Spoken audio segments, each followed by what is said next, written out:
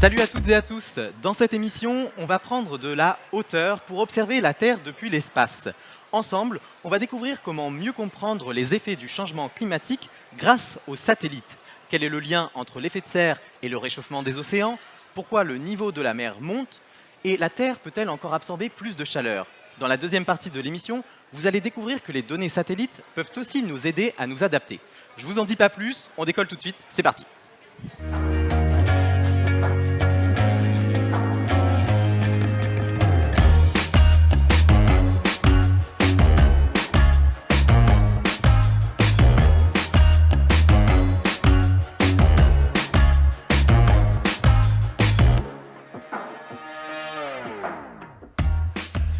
Et on commence cette émission avec notre invité principal, Benoît Messignac, bonjour. Bonjour. On est très content que vous soyez sur notre plateau, sur notre banquise. Alors vous êtes chercheur au CNES, le Centre National d'Études Spatiales. Vous êtes membre du LEGOS, c'est le laboratoire d'études en géophysique et océanographie spatiale qui est basé à Toulouse, c'est bien ça? C'est bien ça. Et vous êtes aussi membre du GIEC depuis 2016. En deux mots, le GIEC, rappelez pour les gens qui nous regardent, c'est quoi? C'est le groupe intergouvernemental d'études sur le climat, d'experts sur le climat. Et c'est le groupe qui fait les rapports qui servent de base pour les décisions à l'ONU lors des COP, comme la COP 21 par exemple. D'accord, donc des décisions extrêmement importantes qui guident un peu notre futur. Cette année, vous êtes aussi l'ambassadeur du CNES pour la fête de la science. C'est un rôle important, j'imagine. Pourquoi vous avez accepté cette mission qui n'est pas spatiale pour le coup? J'ai accepté cette mission parce que je trouve que c'est important de temps en temps de sortir de nos ordinateurs, sortir de nos centres de contrôle, de satellites, pour venir expliquer aux gens comment on étudie le climat, comment on cherche à comprendre comment le climat change et essayer de mieux prédire le climat du futur. D'accord. Vous pensez que les gens sont assez sensibilisés à ça, à ces questions-là? Alors je trouve qu'en 10 ans, les gens se sont énormément sensibilisés. Ouais. Il y a 10 ans, je trouve que les choses étaient assez différentes. Il y a 10 ans, on me demandait alors le climat, c'est un problème. Aujourd'hui, on me dit mais ça va aller jusqu'où? On vous demande des solutions maintenant. Aujourd'hui, on nous demande plutôt des solutions et des détails sur comment ça va se passer. Ouais. D'accord. Je vois que vous nous avez amené un petit satellite aussi qui est juste devant vous. C'est quoi ce satellite en fait? Alors ce satellite, c'est le satellite SWOT qui va être bientôt lancé là dans 1 mois et demi, 2 mois. Qui est un satellite qui va mesurer la circulation océanique à petite échelle, de l'ordre de la dizaine de kilomètres, et qui va mesurer aussi les ressources en eau sur les continents, dans les rivières et les lacs. D'accord, donc il se concentre sur les eaux, la répartition des eaux, etc. Il se concentre sur les eaux, la répartition des eaux. Il va pouvoir nous indiquer en particulier comment les ressources en eau douce évoluent en réponse au changement climatique. Et juste pour avoir une petite idée, là, la dimension, il est tout petit là, mais alors là, il est tout taille. petit. En fait, il est beaucoup plus grand. Il fait quasiment 20 à 30 mètres de large avec les antennes ici, qui sont les antennes radiomètres d'interférométrie. Ok, bon, maintenant on va s'intéresser un peu plus à vos recherches. Alors, elles portent sur la variation du niveau de la mer en lien avec le changement climatique et sur le déséquilibre énergétique de la planète. Alors, c'est un mot un peu compliqué, un peu barbare, donc première question, c'est quoi le déséquilibre énergétique de la planète? Alors en fait, la planète reçoit, et le climat d'une manière générale, reçoit son énergie du Soleil, 340 watts par mètre carré environ. Jusque-là, ça va. Jusque-là, ça va. Une partie de cette énergie est directement réfléchie vers l'espace à cause des nuages et puis de la glace sur la Terre. C'est ce qu'on appelle l'effet albédo, 30% à peu près. Et puis 70% de l'énergie pénètre dans le système, le réchauffe, et puis le système réémet cette énergie sous forme infrarouge. Et donc, à l'équilibre, le climat reçoit autant d'énergie que ce qui réémet vers l'espace. Ok. À cause des gaz à effet de serre, on réémet un peu moins d'énergie vers l'espace. Et donc, il y a un petit déséquilibre énergétique qui fait que la Terre reçoit toujours la même quantité d'énergie du Soleil, mais elle en réémet moins vers l'espace. Et du coup, elle se met à stocker de l'énergie. C'est ce qu'on appelle le déséquilibre énergétique de la planète. Il est causé par les gaz à effet de serre. Ok, on va en discuter un peu plus précisément dans la suite de l'émission. Comment il évolue actuellement ce déséquilibre énergétique? C'est plutôt constant, ça va, ou il faut s'inquiéter? Alors malheureusement, ce déséquilibre énergétique, il évolue aux échelles décennales, c'est-à-dire à des échelles de temps de quelques années, sur les dizaines d'années qui viennent. Il évolue en augmentant, tout simplement parce chaque année, on émet plus de gaz à effet de serre que l'année précédente. On n'est pas aujourd'hui en train de stabiliser la situation, on est en train de l'empirer d'année en année. En augmentant à chaque fois la quantité de gaz à effet de serre dans l'atmosphère, on augmente le déséquilibre énergétique de la planète. Lorsque l'on va arrêter, lorsqu'on va stabiliser les émissions de gaz à effet de serre, le déséquilibre va commencer à se stabiliser. Et si on diminue nos émissions, il va finir par se réduire et le changement climatique s'arrêtera au bout de plusieurs centaines, milliers d'années, le temps que le déséquilibre revienne à zéro. Voilà, c'est ce que j'allais dire. J'imagine que c'est plutôt à long terme. C'est pas quelque chose qui va se faire C'est à long terme. dans les 2-3 années à venir. Mais on le verra diminuer assez rapidement dès qu'on arrêtera d'émettre des gaz à effet de serre. D'accord. Alors ça, là-dessus, on va y revenir. Quelles sont les principales causes très rapidement du déséquilibre énergétique? La principale cause à ces échelles décennales, c'est les émissions de gaz à effet de serre. Ouais. C'est la cause directe. Si on regarde ensuite les variations, le déséquilibre peut changer d'une année sur l'autre, dû à des grands modes de variabilité climatique, comme El Niño par exemple, les événements El Niño, ou d'autres modes de variabilité climatique qui sont aussi majeurs, comme des variations de l'AMOC, qui sont de la circulation océanique. Mais c'est des choses que l'on voit qui sont plus faibles et qui sont périodiques. D'accord. Bon, alors vous avez pas mal parlé de notre contribution quand on émet des gaz à effet de serre, etc. Donc ça nous fait penser à l'effet de serre. Et nous, dans cette émission, on est un peu taquin, on a voulu jouer avec le public. Donc on est allé à leur rencontre dans les jardins du Muséum national d'histoire naturelle et on a voulu leur tester leurs connaissances et leur poser la question finalement, qu'est-ce que l'effet de serre? Je vous propose qu'on regarde les réactions des gens.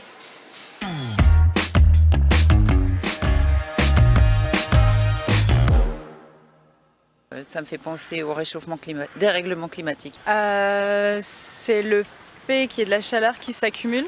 Je dirais ce qui est en train d'augmenter et qui fait augmenter la température de la Terre. Sauna, quoi, pour la planète, en gros. C'est l'accumulation de chaleur liée à la présence de l'atmosphère. Voilà. Lié aux gaz qui bloquent, je pense à la chaleur, c'est assez flou, mais je dirais oui, qu'il y ait des gaz au-dessus. L'effet de serre, c'est l'accumulation d'énergie solaire sous la couche de nuages finalement. Avec la couche d'ozone, du coup, les dégagements qui font des trous dans la couche d'ozone, et puis du coup, ça fait un effet que la chaleur, elle reste plus sur la Terre. Causé par quoi l'effet de serre? Alors, en partie, a priori, à l'activité humaine. Globalement, trop de confort pour l'homme. Et les activités humaines envoient dans l'atmosphère du gaz carbonique qui troue la couche d'ozone et voilà. C'est quelque chose qui, je pense, comme beaucoup, ça nous stresse beaucoup. Il y a beaucoup d'éco-anxiété, on ne sait pas forcément quoi faire exactement pour régler le problème. Et ouais, alors s'il y a des scientifiques qui trouvent des solutions, clairement, je suis preneuse. Bon, alors on voit qu'il y en a pas mal qui sont proches de la bonne réponse, mais il y a quelques petites confusions aussi parfois, effet de serre, trou dans la couche d'ozone, etc. Est-ce que c'est lié? La première chose à rappeler peut-être, c'est que l'effet de serre, c'est un phénomène naturel. Tout à fait. L'effet de serre, c'est un phénomène naturel de l'atmosphère et qui est très important, qui est ce qui permet d'avoir une température moyenne de la Terre autour de 15 degrés. Et sans l'effet de serre, la vie sur Terre serait très très différente. Le principal gaz à effet de serre dans l'atmosphère, c'est avant tout la vapeur d'eau. D'accord. Et il y a aussi les gaz à effet de serre d'origine anthropique, qui sont ceux qu'on émet. Alors expliquez-nous le principe justement de cet effet de serre. Du coup, l'effet de serre, c'est simplement que certains gaz, en particulier l'eau, la vapeur d'eau, mais aussi les gaz à effet de serre qu'on émet d'origine anthropique, sont opaques aux émissions infrarouges. Donc quand l'énergie qui vient du Soleil pénètre le système, il vient réchauffer la surface de la Terre et l'atmosphère, et cette surface de la Terre et l'atmosphère réémet sous forme infrarouge. Et cette énergie infrarouge est piégée par l'effet de serre, et c'est celle qui vient réchauffer la Terre pour avoir une température moyenne de 15 degrés. D'accord. Le souci, c'est quand l'homme se met à émettre un peu plus de gaz à effet de serre. En émettant un petit peu plus de gaz à effet de serre, il va augmenter la quantité d'énergie piégée, et il va augmenter la température de surface.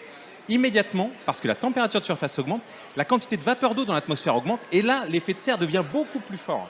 Donc le CO2, les gaz à effet de serre que l'homme émet, agit comme un thermostat qui vient dérégler légèrement augmenter la température de l'atmosphère, et vient augmenter la vapeur d'eau dans l'atmosphère, et vient encore augmenter l'effet de serre qui est dans l'atmosphère.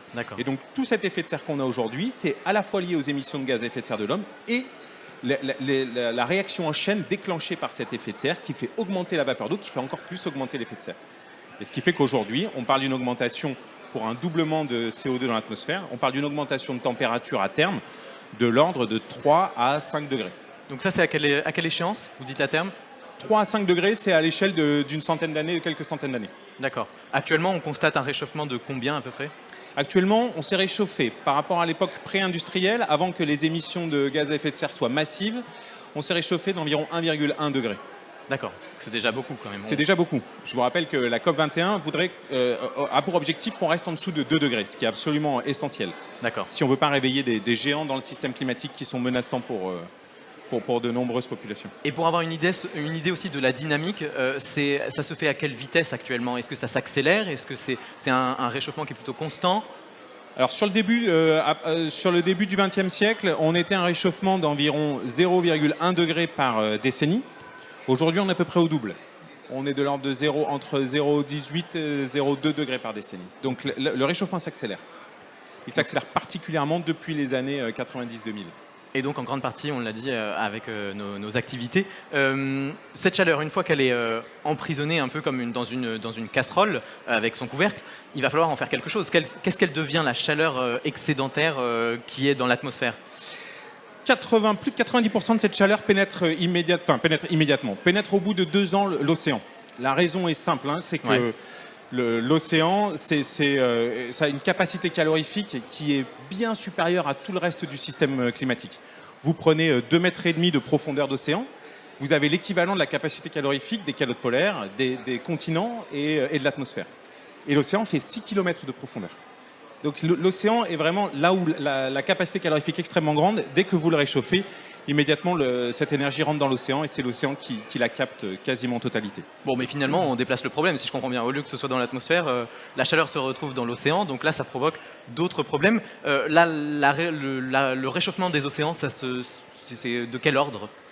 Alors le réchauffement des océans, aujourd'hui on parle de quelques dixièmes de degrés, ça dépend. Le problème c'est que la chaleur, lorsqu'elle pénètre dans des couches différentes, elle va se traduire par une augmentation de température différente. La température dépend pas seulement de l'état de la matière, mais aussi de la pression. Et donc quand au fond de l'océan où la pression est très grande, la chaleur lorsqu'elle y pénètre fait des augmentations de température plus faibles. Okay. On parle de quelques dixièmes de degrés. Donc c'est pas homogène si je comprends, c'est ça? Et ce n'est pas homogène. Ok. Et alors, ce stockage de chaleur dans les océans a d'autres conséquences, en particulier le fait de faire monter le niveau de la mer. Pour quelle raison? Alors, la raison, c'est que, comme toute matière, l'eau, au même titre que les gaz, lorsqu'elle se réchauffe, elle se dilate. Mais contrairement au gaz, elle se dilate très peu. On dit qu'elle est quasi incompressible. Ceci dit, lorsqu'on fait rentrer de la chaleur, et autant de chaleur que ce qu'on fait rentrer aujourd'hui dans l'océan, sur 6 km de profondeur, ça fait une petite dilatation qui s'élève aujourd'hui de l'ordre de 1 mm par an. 1 mm par an? Et ça, on arrive à le mesurer? Et ça, on arrive à le mesurer par satellite. Ok, on va le découvrir après. Je vous en parle après, si vous voulez. Alors, là, pareil, l'augmentation du niveau des océans, c'est pas un phénomène homogène sur l'ensemble de la planète. Il y a des variations locales un peu partout, c'est ça? Tout à fait.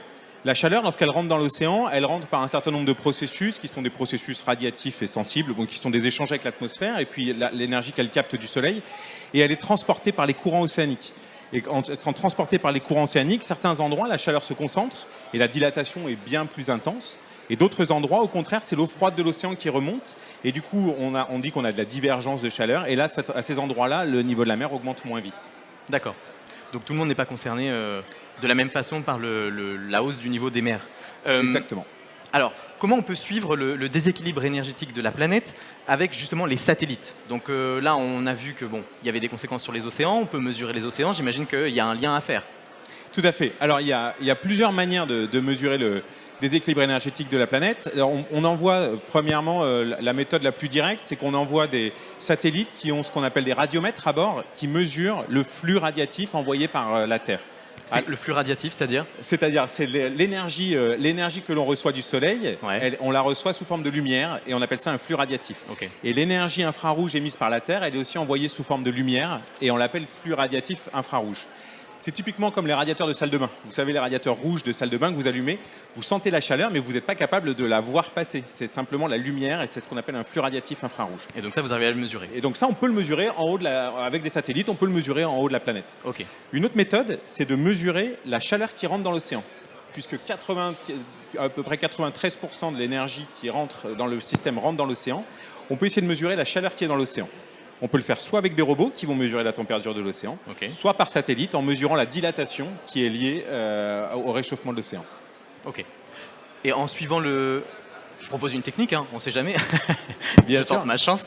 Mais est-ce qu'en suivant le niveau des océans, le niveau d'augmentation des mers, est-ce que là aussi on peut avoir une idée justement de la quantité d'énergie qui rentre dans les océans? Tout à fait.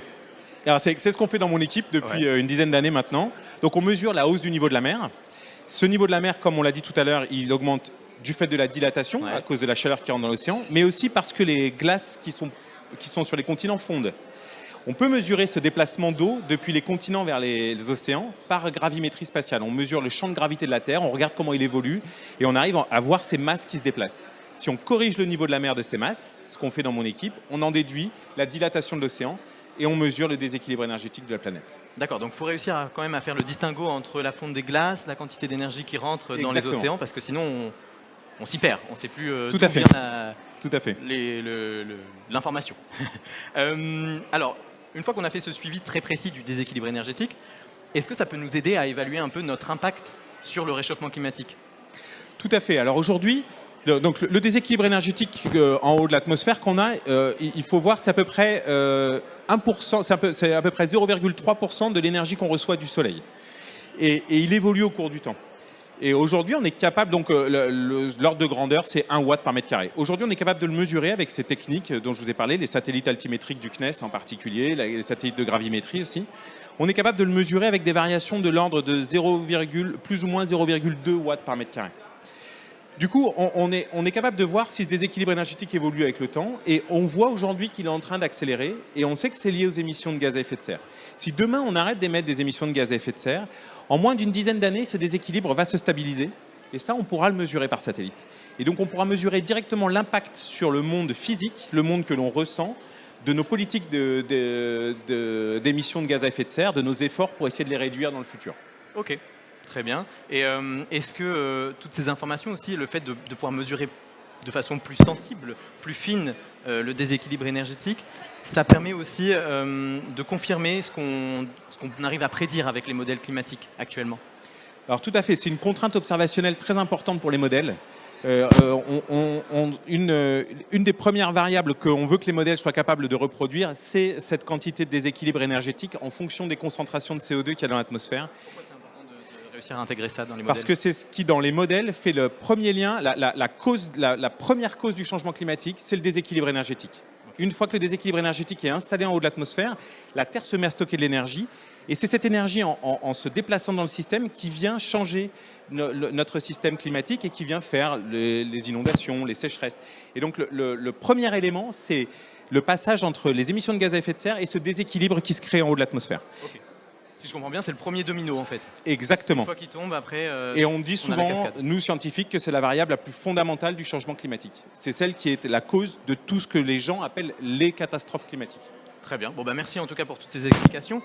On va voir qu'au CNES, les données satellites peuvent aussi servir à proposer des initiatives et des solutions plus locales. Et c'est ce qu'on va découvrir dans la suite de l'émission avec notre deuxième invité. C'est notre moment, l'esprit d'équipe.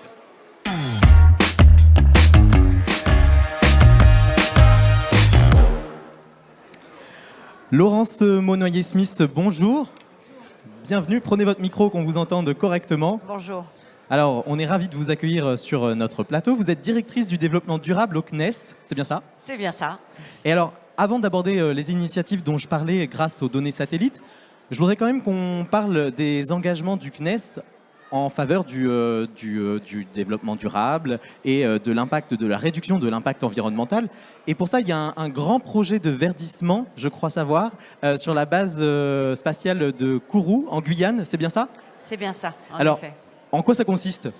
Bien, en fait, ça consiste à organiser et à planifier le développement de l'utilisation d'énergie renouvelable pour l'ensemble des utilisations que nous faisons.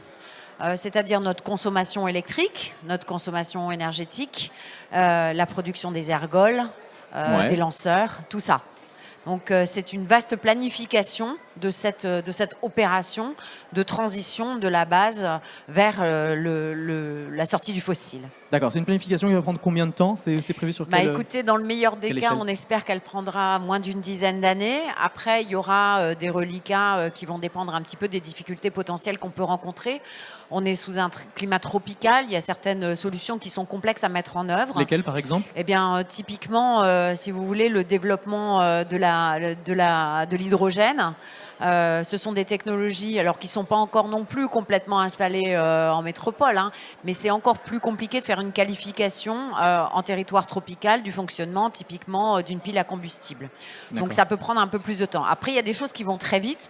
typiquement le déploiement du photovoltaïque. Donc ça, c'est déjà démarré. On est en train de déployer deux champs de photovoltaïque de 5 MW chacun et qui vont déjà nous permettre assez rapidement, là c'est 2 ans, hein, le temps de faire les connexions au réseau électrique. Donc ça va se faire très vite. Ensuite, la mise en place d'une infrastructure de production trigénération, donc électrogène, chaud et froid, sur la base à partir de la biomasse. Ça, c'est un petit peu plus long. Et puis la biomasse, c'est compliqué. On est dans un pays tropical. Donc voilà, je dis souvent, c'est pas la forêt des Landes. Hein. C'est pas facile à exploiter le pin, la forêt là-bas. Donc la biomasse, il faut faire attention. Où est-ce qu'on va la chercher? Il ne s'agit pas d'abîmer la biodiversité pour faire de l'énergie. D'accord. Donc on fait ça aussi. Et ça va se faire assez rapidement. 2027-2028, ce sera fait. Et après, il nous restera un petit bout. Une fois qu'on aura fait ça, il nous restera encore un petit bout, à peu près 10% de notre énergie qui ne sera pas renouvelable. Et c'est ces 10%-là qui vont être difficiles à aller gratter. D'accord, donc pas mal de défis encore à relever, mais ça va se faire progressivement. Vous parliez aussi des lanceurs et des ergols. Alors les ergols, je suis pas sûr que ça parle à tout le monde. Oui, alors, est-ce que vous pouvez nous c'est expliquer le combustible qu'on utilise pour les lanceurs. Voilà. Pour le dire assez facilement, c'est ça. Donc, et là, qu'est-ce que vous cherchez à faire sur ces ergols en particulier? Eh bien, si vous voulez, il y en a de deux types. Hein. Essentiellement, on utilise de l'hydrogène ou on utilise du méthane. Et pour l'instant, l'hydrogène qu'on utilise typiquement dans Ariane, hein, quand on fait un lancement d'Ariane, typiquement cet hydrogène, il est fabriqué. Il est fabriqué localement par Air Liquide sur la base spatiale à partir de méthanol. Donc il y a un système de vaporéformage du méthanol. Le méthanol, c'est un méthanol fossile qui arrive en bateau avec plein de fumée de Trinidad et Tobago. Donc vous voyez, en termes de bilan énergétique, c'est vraiment pas terrible. Okay. Donc il faut qu'on arrive à produire notre hydrogène sur place à partir évidemment d'électrolyse de l'eau parce que sinon ce sera pas de l'hydrogène vert. Et pour le méthane, c'est pareil. On fait venir donc du méthane gris et donc on va aussi mettre en place. On est en train de travailler avec la filière locale pour mettre en place une usine de production de biométhane. D'accord, donc, mais en tout cas, il y a une marge de progression possible pour améliorer l'impact. Absolument, mais il faut aller vite. Alors, avant de découvrir justement les initiatives qu'on peut proposer grâce aux données satellites, je vous propose qu'on retourne voir le public et cette fois, on leur a posé une autre question. On leur a demandé de savoir si les satellites étaient une aide pour lutter contre le changement climatique. Écoutez leur réponse. Je sais pas du tout. Non, pas du tout. Alors là, pas du tout. Enregistrer, voir des images vues du dessus de la Terre et pouvoir voir, je sais pas, l'air, comment il se déplace, ou peut-être justement là où la chaleur elle reste, peut-être avec des capteurs ou que sais-je. J'imagine en participant à sa cartographie. En repérant, en visualisant les effets du réchauffement climatique, donc déplacement des masses d'air, la fonte des glaciers, la fonte des neiges à l'Arctique, sur l'Arctique et sur l'Antarctique. Et peut-être en participant à des mesures de composition de l'atmosphère. Peut-être pour localiser, comme on avait pu localiser, je crois, les trous dans la couche d'ozone au niveau de l'Australie. Oui, je pense que c'est déjà les feux de forêt. Voilà, toute l'activité humaine aussi, hein, avec les lumières la nuit. La pollution peut-être aussi. Et la pollution. Et ça me fait très peur parce que c'est encore l'utilisation de la technologie humaine qui essaye de corriger des choses et je pense que ça va plutôt accélérer et aggraver la situation. Si vous voulez mon avis, on a commencé même à déconner le jour où on a lancé le premier satellite. Alors, on va rebondir sur les deux derniers, je vous vois sourire. Justement, Benoît, qu'est-ce que vous pensez de la dernière réaction du monsieur? Est-ce qu'on a déconné avec le premier satellite ou pas? Je ne crois pas. En tout cas, est-ce que ça fait partie de l'évolution du progrès et les satellites sont un des éléments du progrès qui a eu. Alors, il est vrai que le progrès actuel et sa forme, c'est quand même ce qui a engendré le problème climatique d'aujourd'hui. De ce point de vue-là, oui, ça y a participé. Aujourd'hui, il faut savoir que les satellites, c'est le premier outil qu'on a pour observer le climat. Pour une raison simple, c'est que c'est un outil qui permet d'observer le climat de manière globale et répétée. Et c'est l'élément extrêmement important lorsque l'on veut arriver à observer cet objet climat, qui est un objet extrêmement complexe, parce que c'est un objet global et qu'il faut avoir des mesures en permanence sur l'ensemble de la planète. D'accord. Alors, on va voir justement comment ils peuvent nous aider pour essayer de répondre et peut-être de faire changer d'avis ces deux personnes. Laurence, vous êtes particulièrement impliquée dans le lancement et le déploiement de l'Observatoire spatial du climat, le SCO. Racontez-nous comment il est né. Alors, c'est une initiative du CNES qui date à peu près on va dire, la réflexion initiale date à peu près de la COP 21. Et progressivement, donc les chercheurs du CNES, un certain nombre d'agences spatiales se sont mobilisés au moment du One Planet Summit en 2017 pour dire, bon, on fait beaucoup de choses. Benoît l'expliquait, effectivement, hein, les données, la modélisation climatique, c'est les satellites. Mais comment est-ce qu'on pourrait aller plus loin ? Et notamment en utilisant toutes les données, puisque voilà, Benoît a beaucoup expliqué qu'il y a une intense production de données. Ouais. Cette donnée, elle sert aux chercheurs, mais on pourrait l'utiliser aussi pour aller un petit peu plus loin, pour la valoriser, et puis pour l'utiliser non plus pour faire une analyse, un mapping, un monitoring, mais pour aider localement les gens à mettre en place des dispositifs d'adaptation au changement climatique, puisque quand même on en est là. Hein. Maintenant, no matter what, il faut s'adapter. Hein. Et donc c'est cette idée-là.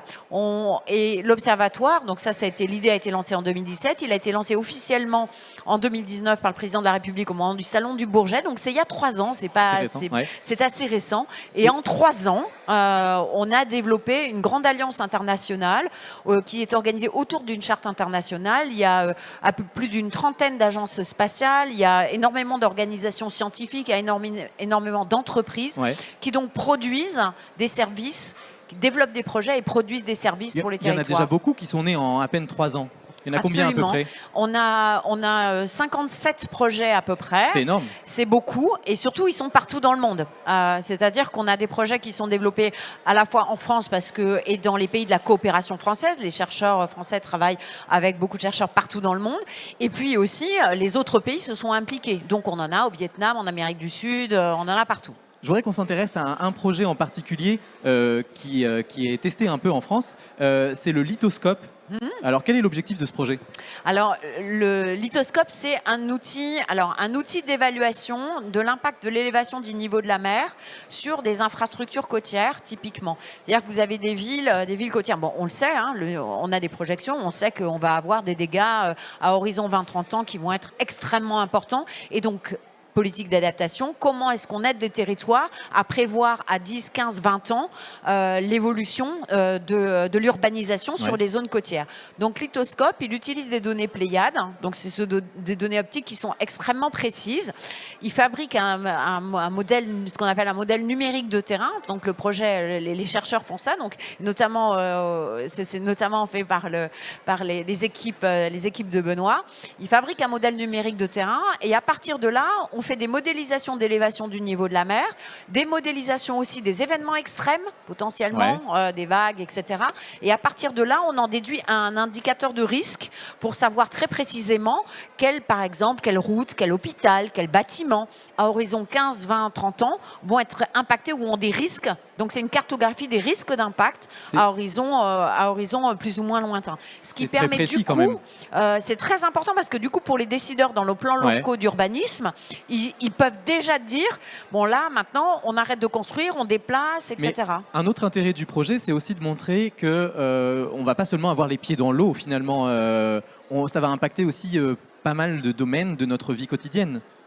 Absolument, le transport, tout, et puis la sécurité civile, c'est-à-dire les infrastructures pompiers, hospitalières, tout ça. Donc effectivement, on a aussi des cartographies qui nous montrent comment ça va envahir, quel type d'espaces vont potentiellement être envahis, et donc comment il faut mettre en place des plans de prévention, etc.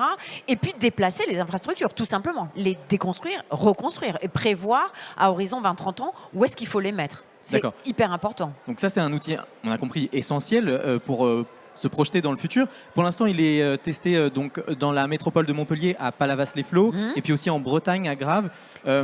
Est-ce qu'on peut imaginer qu'il sera développé ailleurs, dans d'autres parties de la France ? C'est tout l'objectif du SCO, puisqu'en fait, l'objectif du SCO, c'est qu'au niveau international, on développe des projets qui testent ou développent des services sur un certain nombre de plateformes. Et à partir de là, les briques techniques qui sont développées dans ces projets peuvent être réutilisées ailleurs. C'est-à-dire que ce que l'on fait à Montpellier, à Palavas-les-Flots ou en Normandie ou ailleurs, eh bien, on va le proposer aux Seychelles, aux États-Unis, sur toute une partie de la bande côtière, dans toutes les problématiques iliennes, donc toutes les îles. Et donc, ces données sont en open source, elles sont faites par des chercheurs. Alors, c'est pas le cas de tous les projets SCO, parce que certains projets SCO sont des projets qui sont pilotés par le privé. On le verra sur d'autres projets, typiquement ThermoCity. Mais celui-là, c'est vraiment d'open source, et on va pouvoir ainsi le proposer aux autres membres du SCO à l'international pour qu'ils puissent se protéger et se préparer. D'accord, alors justement, vous évoquiez ThermoCity, j'aimerais bien qu'on discute aussi de ce projet. Là encore, quel est l'objectif de ThermoCity ? Alors, ThermoCity, c'est un des projets qui me tient vraiment à cœur parce que quand je suis arrivée au CNES, moi j'arrivais du ministère de la Transition écologique et j'avais en tête toutes les politiques de la ville que l'on mettait en place pour l'efficacité énergétique des bâtiments et pour résoudre les problèmes d'augmentation de la température dans les villes. On l'a tous vécu cet été. Quand vous êtes dans les villes, vous avez un phénomène que l'on appelle un phénomène d'îlot de chaleur. Et les îlots de chaleur, c'est quoi? Alors, c'est à certains endroits dans les villes, on l'a tous vécu, quand vous avez de l'asphalte par terre, vous n'avez par exemple pas de source d'eau ou pas de source d'ombrage parce que vous n'avez pas de verdure.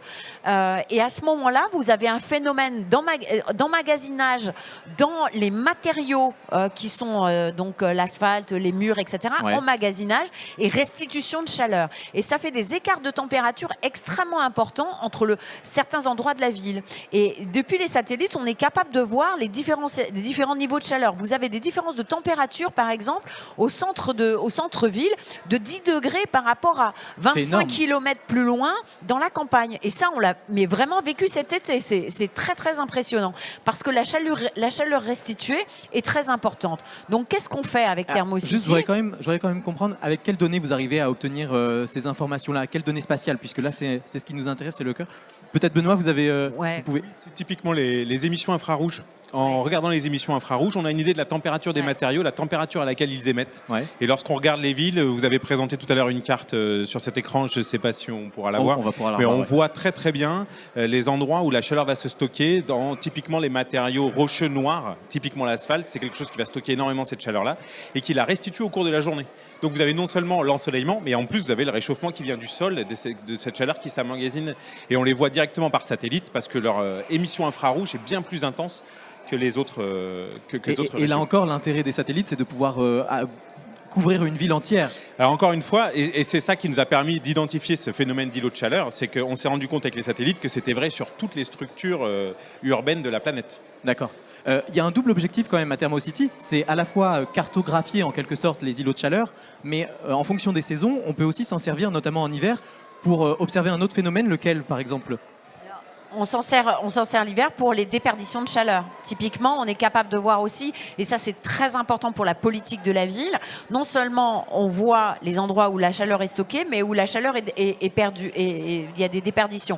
Et pourquoi ? Parce que nous avons des passoires énergétiques dans les villes. Donc en fait, dans le projet ThermoCity, vous avez aussi le centre du bâtiment, on travaille avec le centre technique du bâtiment, on travaille avec des modèles numériques des bâtiments et des données spécifiques à la nature des bâtiments, ce qui nous permet de cartographier très précisément quels sont les immeubles dans lesquels vous avez la plus grande déperdition d'énergie, c'est-à-dire qui absorbera un maximum, et ce sera horrible pour les habitants l'été, et l'hiver, à l'inverse, ils ont de la déperdition de chaleur. Donc on est capable de faire des cartographies précises.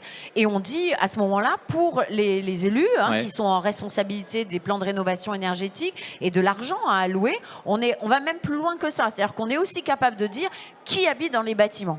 Parce qu'on fait du croisement de données INSEE avec les données des bâtimentaires, avec les données satellitaires, et on est aussi capable de dire, attention, là, vous avez des habitants qui sont en situation de précarité énergétique, des gens qui n'ont pas de moyens, et donc on peut aussi prioriser et aider la collectivité à hiérarchiser l'aide qu'elle va mettre sur certains types de bâtiments plutôt que d'autres. Il y a un autre aspect aussi, on peut superposer d'autres informations grâce aux données satellites, des données d'occupation des sols.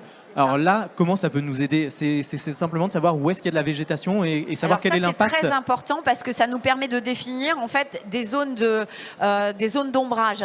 Ouais. Ça nous permet de dire quelle est l'efficacité de l'ombrage et de la réduction de l'ombrage de l'augmentation de l'ombrage sur la température. Et ça permet aussi justement de faire des préconisations de déploiement de transverses vertes, d'allées vertes sur l'ensemble sur certains territoires où est-ce qu'il faut les mettre et les calculer. Et puis aussi, là où c'est intéressant, c'est que ça nous permet de calculer une évolution du taux de perméabilité du sol.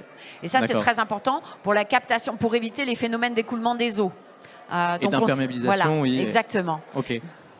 Très bien, merci beaucoup de nous avoir présenté ces deux projets. En tout cas, on a compris qu'avec les données satellites, on pouvait peut-être imaginer et se projeter dans la ville de demain, peut-être plus durable, plus responsable et avec moins d'impact environnemental. Merci à tous les deux. Merci Benoît d'être venu nous présenter vos travaux sur ce plateau. Merci à vous Laurence.